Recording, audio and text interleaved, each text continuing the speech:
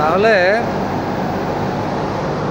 এখানে আপনার কয়টা ট্যাঙ্কি আছে? একটা, দুই, একটা, তিনটা ট্যাঙ্কি। এখানে একটা, এখানে একটা।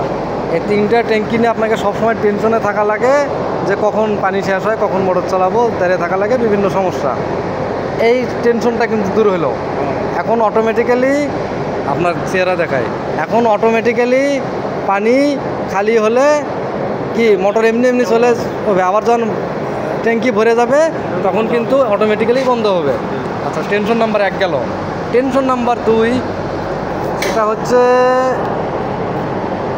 এই যে ডোজিং পাম্প, তারপরে হচ্ছে হাই প্রেশার না ফিট পাম্প আর ডোজিং পাম্প, তারপরে হচ্ছে হাই প্রেশার পাম্প।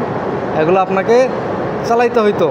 কখন চালাইতে হইতো? যে ট্যাঙ্কিতে মানে পানি না থাকলে এগুলো চালাইতে হইতো। এখন আর আপনাকে এগুলো চালানোই লাগবে না। এই যে ট্যাঙ্কি খালি, আপনার এমনিতেই সব কিছু অটোমেটিক্যালি চলবে। কোনটার পর কোনটা চলবে, আগে ডোজিং পাম্প চলবে, আগে ফিট পাম্প ডোজিং পাম্প একসাথে চলবে আগে, তারপরে কয়েক মিনিট পর হাই প্রেশার পাম্প, এই যে হাই প্রেশার পাম্পটা চলবে। ফলো রাখতে হবে ঠিকমতো চলছে কিনা, পানি উঠছে কিনা, ওটা ফলো রাখবেন, সমস্যা নেই, ঠিকঠাক মতো চলবে।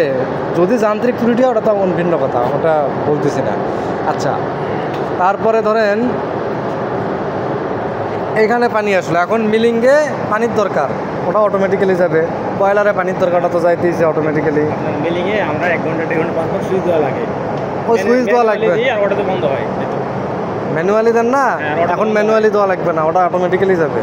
আচ্ছা, এখন আপনার একটা সমস্যা থাকলেও সেটা হচ্ছে ওই যে র পাম্পটা, ওইটা আপনি চালায়া এই যে এই বড় ট্যাঙ্ক, মানে ওই লাস্ট হচ্ছে সফটনার ট্যাঙ্ক, এগুলো আপনি হচ্ছে ফিল্টারিং করতে হবে।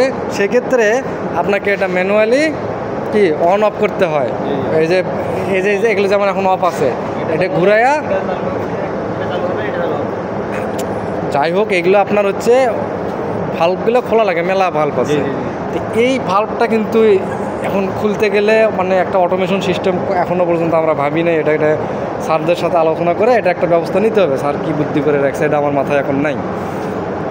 এটা হচ্ছে যখন আপনি ওই পাম্পটা চলবে তখন এটা অটোমেটিক্যালি যাতে খুলে যায়, আবার যখন ওই পাম্পটা বন্ধ হবে তখন এটা যেন বন্ধ হয়ে যায়। এখন আপনি বলবেন যে এটা সবসময় খোলা থাকুক, না, খোলা থাকলে ওই সফটনার ট্যাঙ্কের রেজিনটা নষ্ট হয়ে যাবে।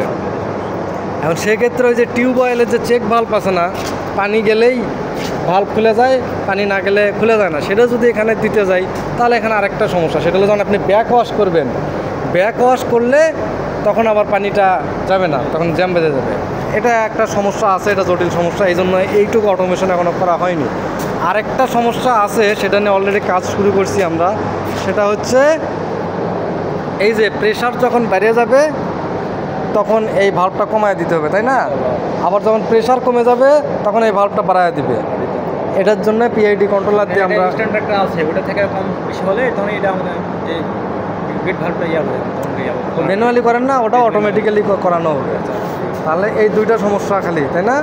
এই দুইটা সমস্যার মধ্যে একটা নিয়ে কাজ চলতেছে, আরেকটা কথা স্যারকে এখনও জিজ্ঞেস করিনি যে ওটা কী করা যায় বা কী অবস্থা। আমরা এখনও কাজ রানিং আছে, মোটামুটি কাজ শেষ, আর একটু পরে চেক দিব। এই যে ড্রেসিং করা হইতেছে, এগুলো সব কাজ কমপ্লিট, ড্রেসিং করা হইতেছে, তারগুলো সাজানো হচ্ছে।